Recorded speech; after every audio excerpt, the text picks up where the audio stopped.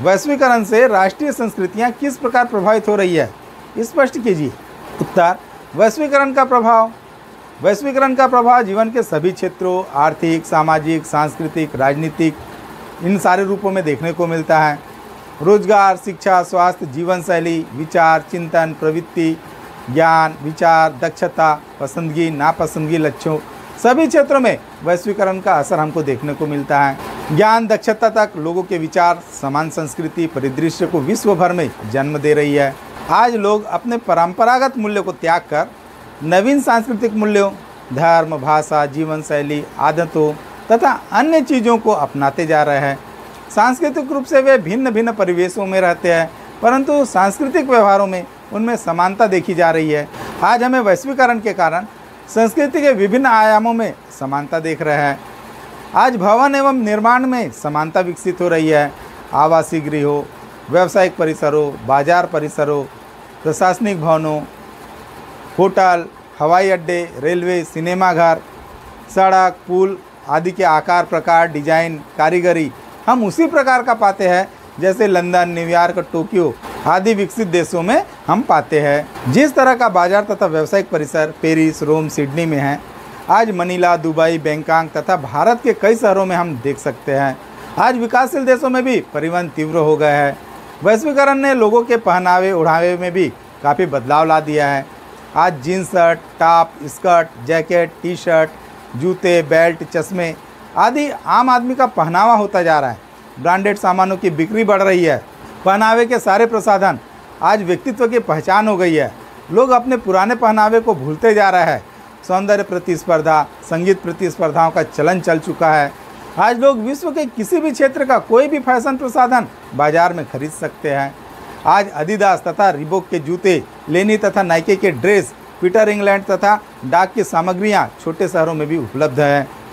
लोगों का आज खान पान में भी काफ़ी परिवर्तन आया है। स्थानीय बाज़ारों में विभिन्न विदेशी व्यंजन उपलब्ध हो जा रहे हैं। अमेरिकी बर्गर, इटली का पिज्ज़ा, पश्चिम एशिया का चिकन बिरयानी, रूस का वोदका, चीन के व्यंजन, चिप्स, भुजिया, चॉकलेट, जूस, शराब हर जगह उपलब्ध हो जाते हैं। चीन के भोजनालयों मैकडोनाल्ड, डोमिनोज, पिज्ज़ा हट छोटे शहरों में भी उपलब्ध है। इसी तरह भारत का इडली, सांभर, चटनी आदि व्यंजन विश्व के सभी हिस्सों में लोकप्रिय होते जा रहे हैं।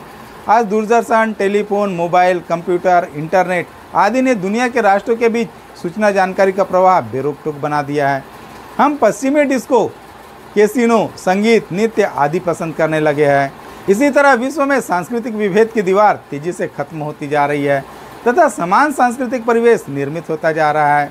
वैश्वीकरण ने नवीन उत्पादन की संस्कृति तथा विकास की संस्कृति को जन्म दिया है, परंतु वैश्वीकरण का ऋणात्मक पहलू यह है कि यह दुनिया के हर हिस्से तथा हर लोगों तक नहीं पहुंच पाया है तथा इसका लाभ समाज के सभी वर्गों को समान रूप से नहीं पहुंच पाया है।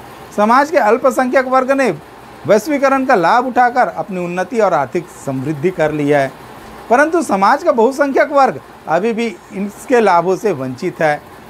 वैश्वीकरण तभी अर्थपूर्ण और सफल होगी जबकि यह सभी के कल्याण एवं प्रगति के मार्ग में समान रूप से सहायक बने। आर्थिक एवं सांस्कृतिक परिवर्तन के साथ राजनीतिक परिदृश्य को भी वैश्वीकरण ने प्रभावित किया है। एक समय था जब दुनिया के राष्ट्र अपनी इच्छानुसार राजनीतिक तंत्र तथा राजनीतिक मूल्यों का निर्धारण करते थे।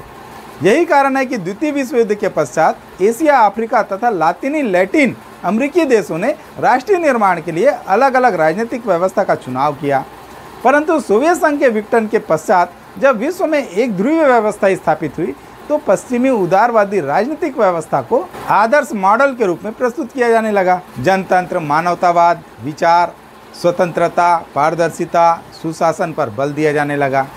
इन्हीं मूल्यों के आधार पर विश्व के राष्ट्रों को जांचा जाने लगा। विकासशील राष्ट्रों के लिए इन मूल्यों को स्वीकार करने के लिए दबाव पड़ने लगे। अनेक देशों की आंतरिक व्यवस्था में हस्तक्षेप का यह आधार बन गया। इस तरह वैश्वीकरण ने विश्व के आर्थिक, सांस्कृतिक, राजनीतिक संपूर्ण परिदृश्य को प्रभावित किया।